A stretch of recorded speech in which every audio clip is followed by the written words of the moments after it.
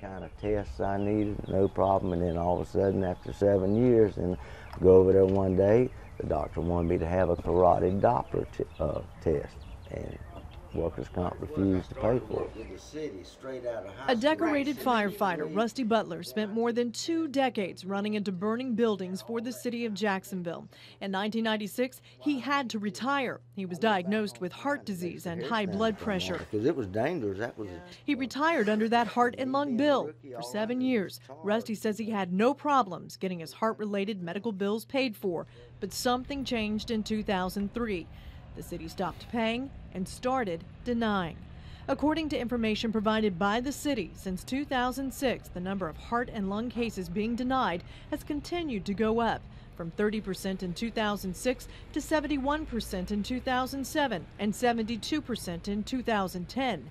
More than 65% of cases were denied over 5 years. Since mid-November, we have tried to find out why the city of Jacksonville denied Rusty as well as hundreds of other police and firefighters benefits under that state law.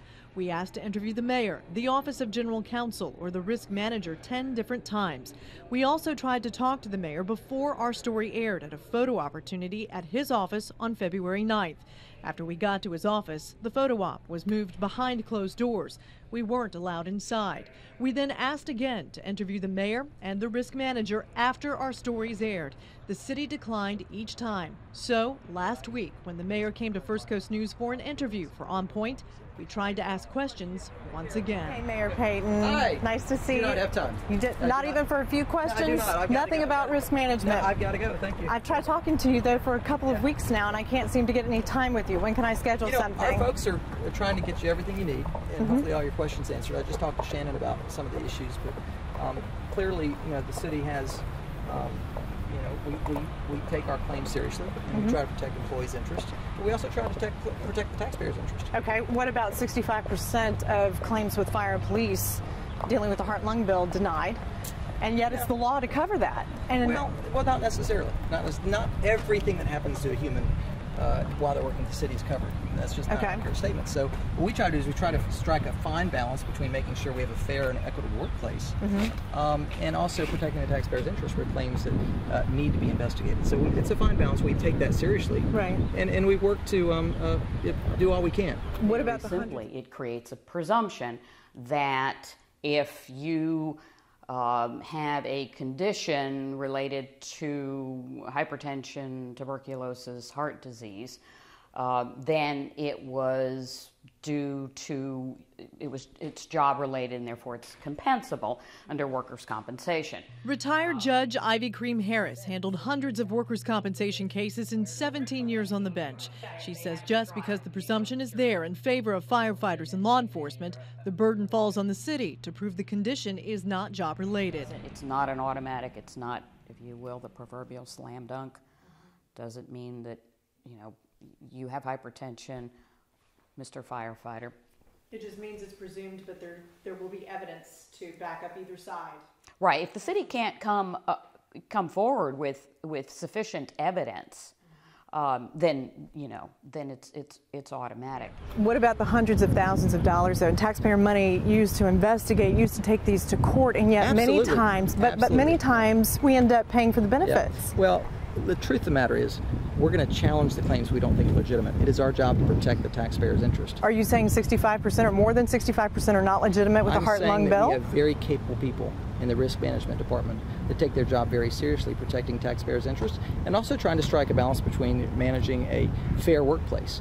And I think I respect your efforts to try to get to the bottom of this, but this is virtual tabloid journalism, because the reality is we have very smart, capable people that take their job seriously. Yes, there are lawyers that make a living pursuing these claims that they've gotten your attention, obviously, but we have a job to do, and that is protect taxpayers' interest and also create a fair workplace. Lawyers representing police and firefighters are making hundreds of thousands of dollars on denied heart and lung cases. In these 5 cases we've reviewed, you have had to reimburse $241,000 to attorneys because the city lost in court. More than a month ago, we asked the city for a total of how much money has been spent on legal fees. We are still waiting for the answer.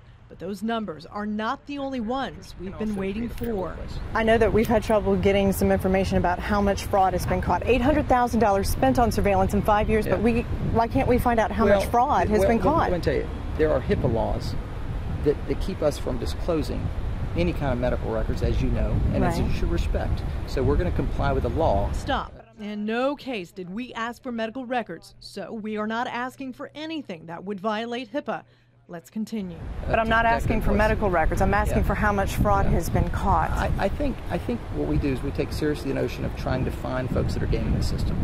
That's what we do to protect the taxpayers. That's our obligation. We're going to continue to do that. But is there a cost-benefit document that exists somewhere to show it pays to spend this kind of money? The cost-benefit is relying on the seasoned managers in this government to make the judgment call. They're paid to make the judgment call on which cases they think are legitimate, which ones are being used to game the system and take advantage of the taxpayer dollars. There's never been a time where we need to scrutinize government spending more than we do now. And this is an area where we think we can capture savings if the system's not being respected and managed properly. How much savings then?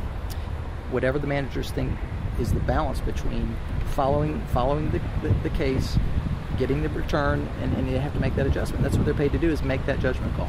But can we get those numbers of how much savings? We're going to completely comply with all public records. That's our job. You're entitled to that, and whatever you want, you're going to get, as long as we're not in violation of HIPAA laws. And that's the only reason we would not share, is if we're in violation of HIPAA law. In September 2010, we asked for the amounts of money being spent on surveillance of city workers in the last 5 years. In November, we asked for the amount of money being paid to Jacksonville doctors. We also asked to view surveillance video done on workers' comp cases.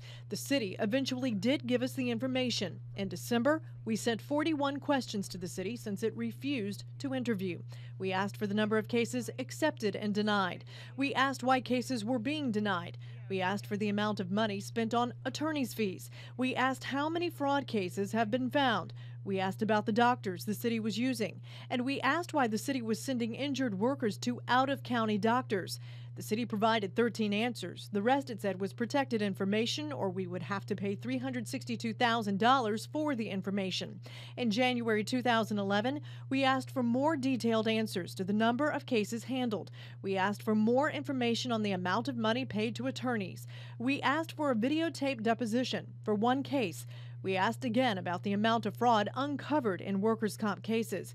In February, we asked again when this information would be available. We are still waiting.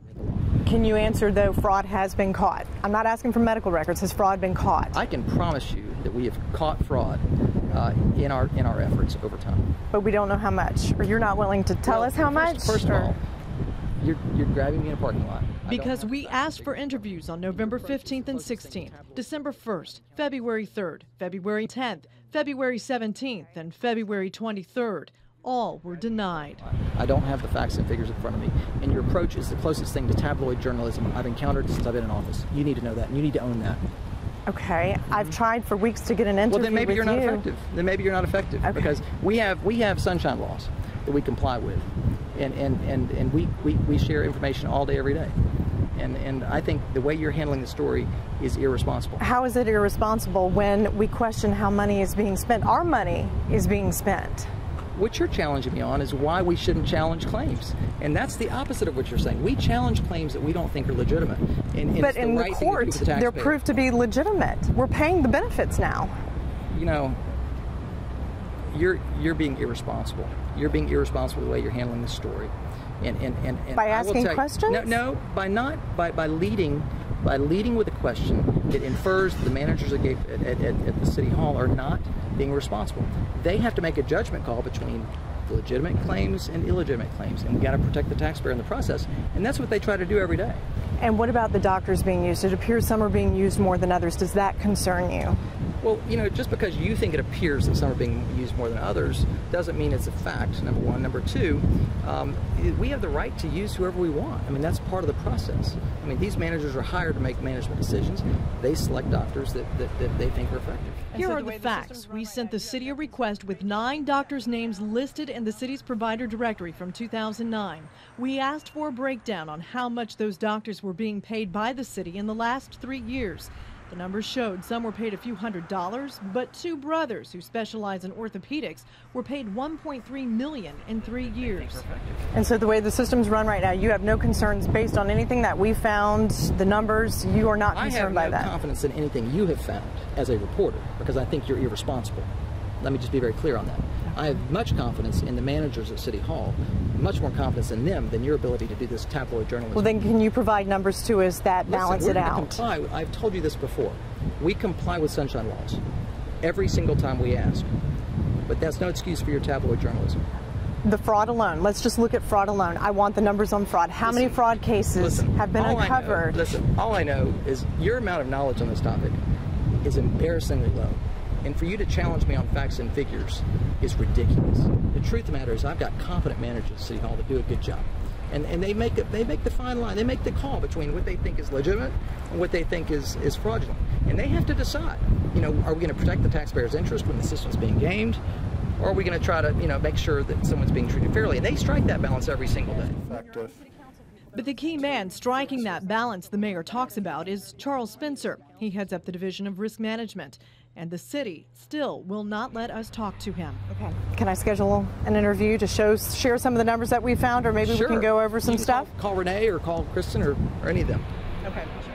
We did, but the mayor turned us down again. Okay, but you feel that this is not right, what we've reported, based on the numbers that you've provided? I think the way you've handled this story has been borderline irresponsible. I have to say. How is it irresponsible, though? Give me an example of when the numbers are there. Because we've got managers that have to make a tough call on whether the claim is legitimate or whether it's illegitimate. And they've got to make the call whether they think this needs to be pursued. And if it does, and we can save money by doing it, we pursue it. But they also have to find the balance of creating a fair and equitable work environment. So we do both of those. But I think you're creating a story that really is not a story. The system as it is, you're pleased with? Let me tell you, I think we got good managers trying the best they can. Okay. So, good. Thank you.